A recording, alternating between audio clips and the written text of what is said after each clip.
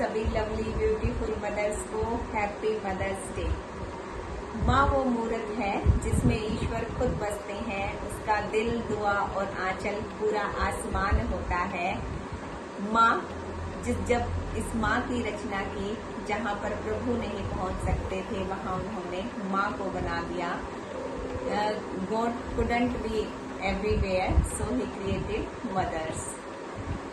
माँ त्याग की मूर्त है। जब भी जीवन में बच्चे को प्रेम की या अन्य किसी भी वस्तु की आवश्यकता होती है तो माँ सर्वत्र अपने सुखों का त्याग कर बच्चे के लिए हर संभव प्रयास करती हैं कि उसकी हर मनोकामना पूर्ण हो। जब कभी माँ का जिक्र होता है तो शब्द भावनात्मक रूप से प्रेम को उजागर करता है। त्याग के रूप में हम अपने शास्त्रों से, रामायण महाभारत से देख सकते हैं कि भगवान श्री कृष्ण के जन्म के तुरंत बाद देवकी माँ ने भगवान श्री कृष्ण की रक्षा के लिए उन्हें माँ यशोदा के पास भेज दिया। और जब धर्म की रक्षा के लिए भगवान श्री कृष्ण को दुष्टों का संहार करने के लिए मथुरा आना पड़ा, तब माँ यशोदा ने अपने सुख की परवाह किए बिना सहर्ष भगवान श्री कृष्ण को भेज दिया। ऐसे ही रामायण में जब भगवान राम को वनवास मिला और दुष्टों का संहार करने के लिए या लोक कल्याण के लिए वनवास जाना पड़ा, तब माँ कौशल्या ने आँख तक नहीं निकाली। ऐसे ही आज के जीवन में भी हम देख सकते हैं कि माएँ अपने बच्चों के लिए हर संभव त्याग कर डालती हैं। आज हम बच्चों के कल्याण के लिए, जब उनके विकास के लिए उनको देश विदेश या अन्यतर पढ़ाई के लिए, करियर के लिए जहाँ भी जाना पड़ता है, तब माँ अपने प्रेम को, अपने सुखों को पीछे रखते हुए बच्चे के विकास के लिए उन्हें बाहर भेज भी देती हैं और खुश भी रहती हैं। ऐसा नहीं है कि माँ को बच्चों की याद नहीं आती, लेकिन माँ जो है वो त्याग की मूर्त इसीलिए कहलाती है कि बच्चों के कल्याण के लिए कभी उसने अपने सुख को नहीं देखा।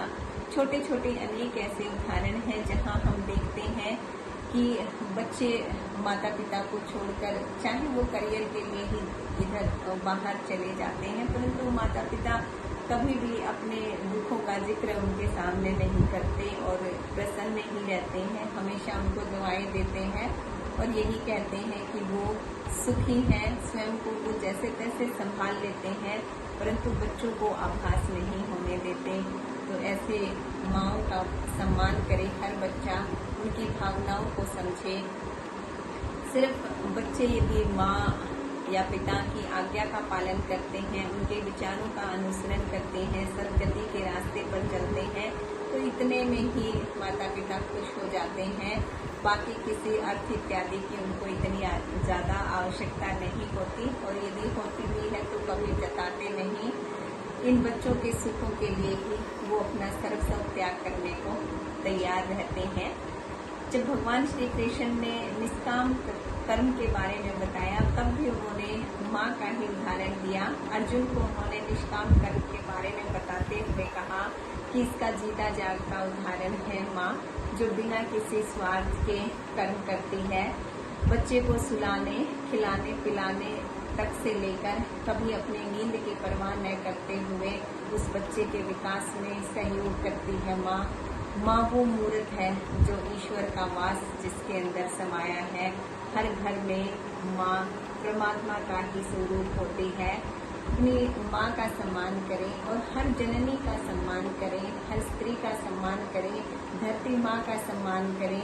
यदा कदा कोई छोटी मोटी यदि दुर्व्यवहार बच्चे माँ के द्वारा कर भी देते हैं माँ के साथ, तब भी माँ जो है उन्हें अच्छा ही देती है, दुआएं ही देती है। देखिए, यदि इस धरती माँ को देखिए, इस धरती माँ पर जहाँ कूड़ा करकट भी यदि खेतों में डाल दिया जाए, तब भी वो उससे हमें अन्न ही उत्पन्न करके देती है, फल ही देती है। ऐसे ही माँ भी बच्चों को दुआएं ही देती है। सभी बच्चों से ये प्रार्थना है कि अपनी माँओं का सम्मान करें, सभी माँओं का सम्मान करें।